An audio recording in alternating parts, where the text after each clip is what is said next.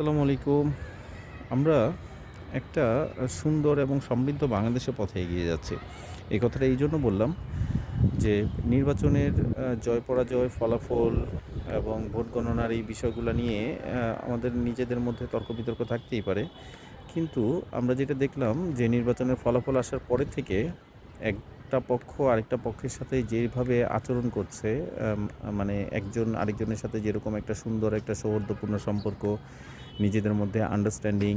আমরা পরাজিত প্রার্থীকে দেখেছি হচ্ছে ফুলের শুভেচ্ছা জানাতে ইয়াদেরকে, বিজয়ী প্রার্থীদেরকে, এবং নিজেদের মধ্যে হচ্ছে পরস্পর সহযোগিতামূলক একটা সম্পর্ক তৈরি করা এবং ভবিষ্যতে হচ্ছে একত্রিতভাবে রাষ্ট্রে রাষ্ট্রকে এগিয়ে নিয়ে যাওয়ার জন্য যেই প্রতিজ্ঞা বা যেই একটা সম্পর্কের ব্যাপার আমরা দেখেছি, আমরা এতে আসলে সত্যিকার অর্থে ব্যক্তিগতভাবে আমি খুব মুগ্ধ। এবং আমি আশা করি যে এই সম্পর্কটা যদি ঠিকমতো ধরে রাখা যায় এবং এই ধারাটাই যদি বজায় থাকে ভবিষ্যতে, তাহলে আমরা খুব অল্প সময়ের মধ্যে একটা সুন্দর একটা সমৃদ্ধ বাংলাদেশের মুখ হয়তো আমরা দেখতে পাবো। নিজেদের মধ্যে কাদা ছোড়াছুড়ি বন্ধ করে আমরা সবাই ঐক্যবদ্ধ হয়ে আমরা সুন্দর একটা বাংলাদেশের পথে এগিয়ে যাব।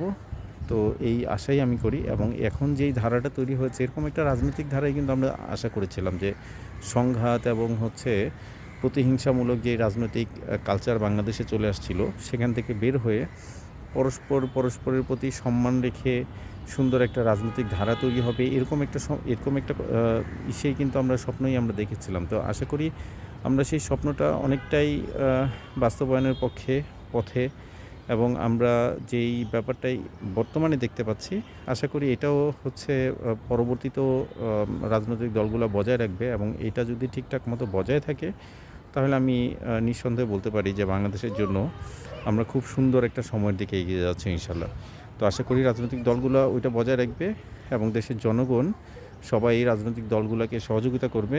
বিভিন্ন বিষয় মতানৈক্য থাকতেই পারে, সেই বিষয়গুলো আমরা পরস্পরের প্রতি সম্পূর্ণ সম্মান রেখে আমরা তর্ক করব, আলোচনা করব, সমালোচনা করব। পরিশেষে একটা সুন্দর একটা ফলাফল নিয়ে, সুন্দর একটা সমাধান নিয়ে আমরা সামনের দিকে এগিয়ে যাব ইনশাল্লাহ। তো এই পরিস্থিতিটাই ভবিষ্যতেও টিকে থাকবে, এই কালচারটাই ভবিষ্যতে টিকে থাকবে, ওই আশাটাই করি আমি।